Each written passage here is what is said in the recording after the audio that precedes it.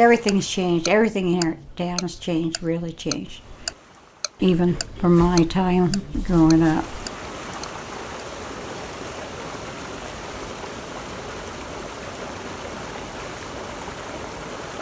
The hardware store sort of hung out over the river, and there was a toilet with a hole in the bottom. I do remember looking into the toilet, and the river was right down there. There was a time when nobody had septic in this village, and everything just ran downhill and got dumped in the river.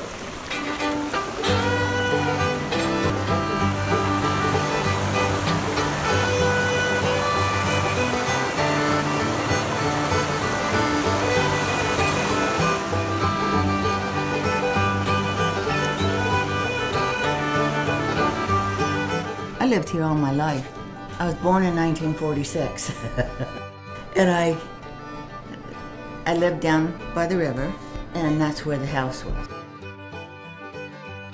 I moved, well actually I was born here in East Hardwick. I was born in 35, born and raised in East Hardwick. I've lived in East Hardwick since I was 5 years old. A few years ago, grew up here. No, 82. I was 13 when we moved up on this road. My folks came from St. Albans. The first 3 of us children were all born here. We're born in Hardwick Hospital.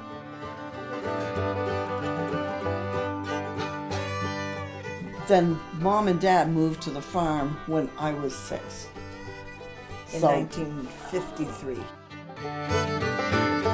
My wife and I bought our farm on the Bailey-Hazen Road in 1989. Much of the history that I wrote down was published in the Hazen Road Dispatch.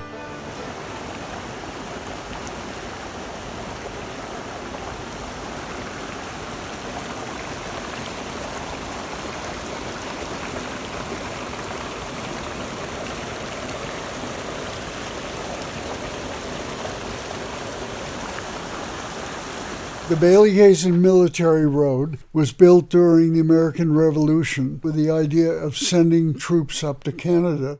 People realized that the British could come down from Canada on the road and attack us, so it was never completed. Both Bailey and Hazen, they had been part of building Bailey-Hazen Road, immigrated up to Vermont, and they had a lot to do with starting a lot of the communities. And they may have never lived in them. They just got investors together and went scouting along the Bailey-Hazen Road because they knew where it was. A lot of that was just simply land speculation.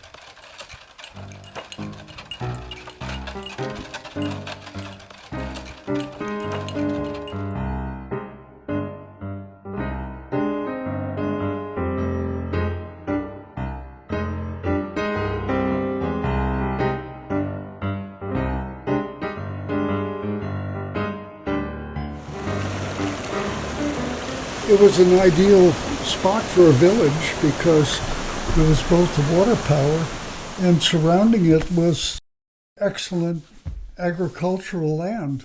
I think anybody that looked at the area would have predicted that there were going to be a lot of farmers. It was the right place to build mills.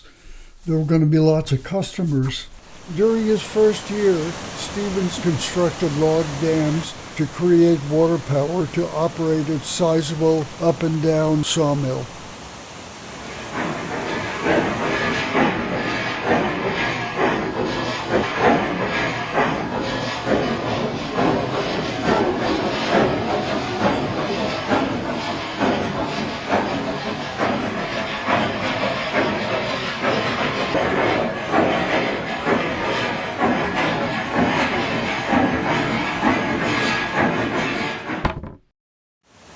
Two years later, in 1800, he added a grist mill next to the sawmill.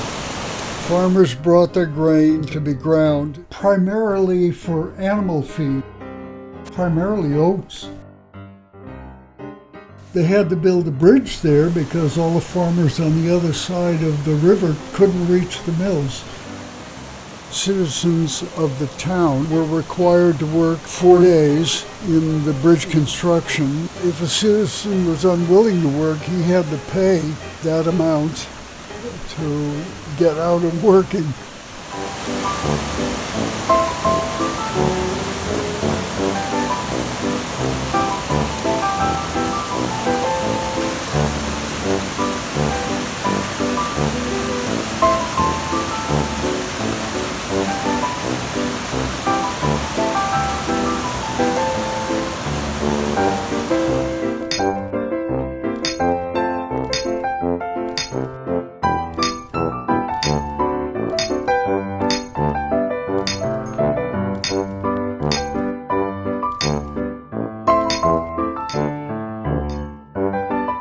There was one other factory that made coffins, and the coffins used the same kind of lumber that would be used for making wagons and sleighs and so forth.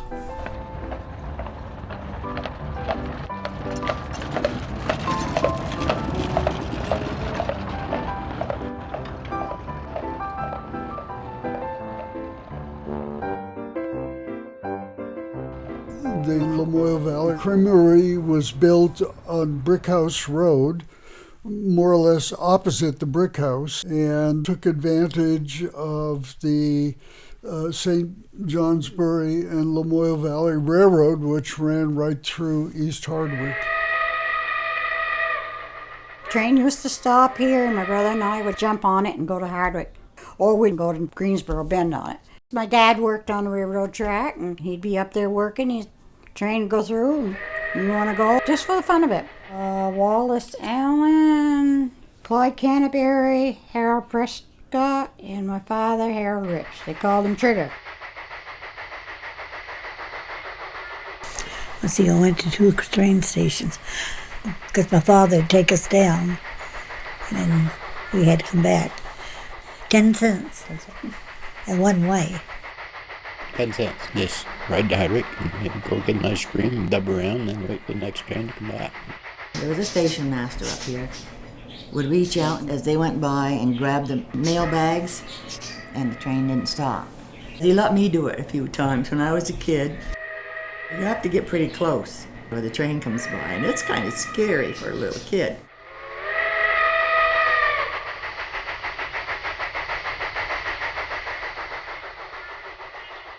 And I had to reach way up high, like I was able to grab it.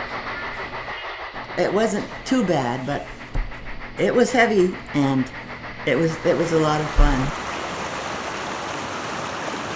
Oh, everything that was on that side of the bank got washed out in 1927. Everything went.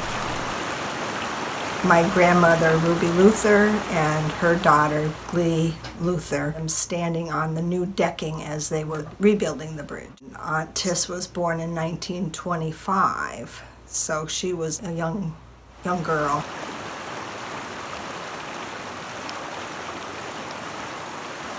I was born in 35. I remember roller skating down the street here, and it was all done. Pretty near everybody in the village had a car or a pickup, or also had horses. A lot of houses, they always had a shed. They kept their team in the shed, and they kept a couple of cows and chickens and pigs and for their own use. People in the village either worked on the railroad or worked in the creamery. It was the Vermont Co-op, and the Whiting Milk Company bought them out. And then they closed up in the early 60s, probably late 50s. Well, they had 2 shifts at the Whiting Milk Company, which was over on Church Street. This is Pat Hall, Earl Grosset, Howard Green Sr., Fabian Mitchell, Raymond Grimes, Earl Mercier, my father Harold Rich, my father's best friend Orrin Bracy, Harold Prescott, and Alfred Sweeney.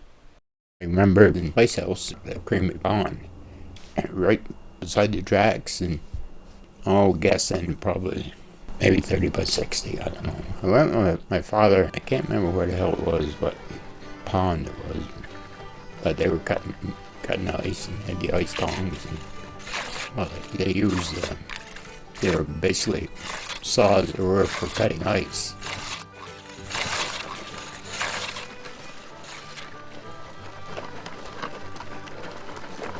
But the ice is what kept the food cold. They'd weigh it, and that's what you got charged for. Deliver ice around to individual people in an ice chest. And you open up the top, and they put the ice in, and they chop it all around, and they might come twice a week, I don't know. I was a kid at that time. Remember, 92 years is a long time to remember. That is Melvin Wells from Marshfield. They're called Marvin Wells. And this is his wife, and this her two sons.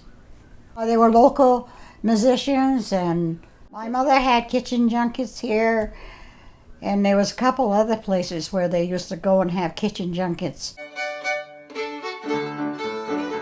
They come to each other's house, and you couldn't get rid of them. They stay all night. Yep, they danced, they had a grand old time.